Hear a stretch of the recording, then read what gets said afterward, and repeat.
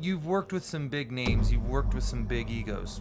Give me some examples. Well, I mean, I've worked with Bruce Willis on 3 films, Chuck Norris, Hulk Hogan, Sylvester Stallone.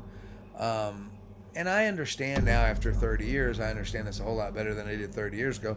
30 years ago, I took it very personal. And even though at one point in time during our production, we bumped heads, I didn't take it personal. You know, I have learned to let that go. But everyone needs to understand, if there is, say, a Stallone or a Willis, they have their reputation on the line, you know, for this to be a hit. Well, on a lower level, per se, it's not a lower level to me, it's probably a lower level to them. I have the same viewpoint and the same ego. My work has to reflect who I am and why you hired me. And my job is to make sure you got what your money's worth was.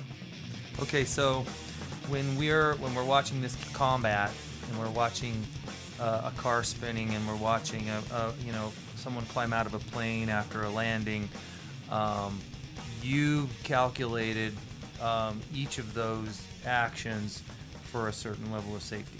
Exactly.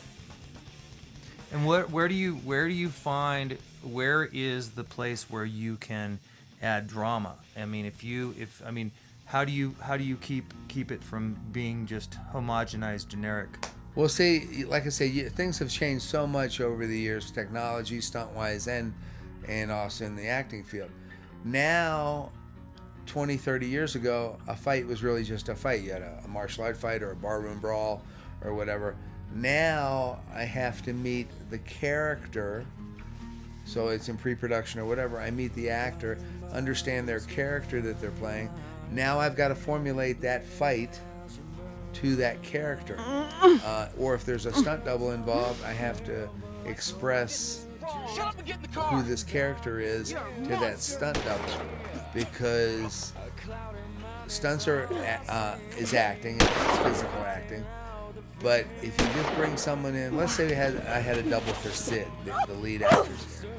Okay, if they haven't been watching her and her personality and her movement, then the audience is very sophisticated nowadays. They would have seen that is not Sid. Now in this situation, Sid did her own stunts, and this fight scene that we're watching right now out in the woods was phenomenal. And if you know, I don't know if everyone understood why I was digging up the ground, but then you saw some of the stills and where the dirt's flying when they're rolling. I mean, it was beautiful.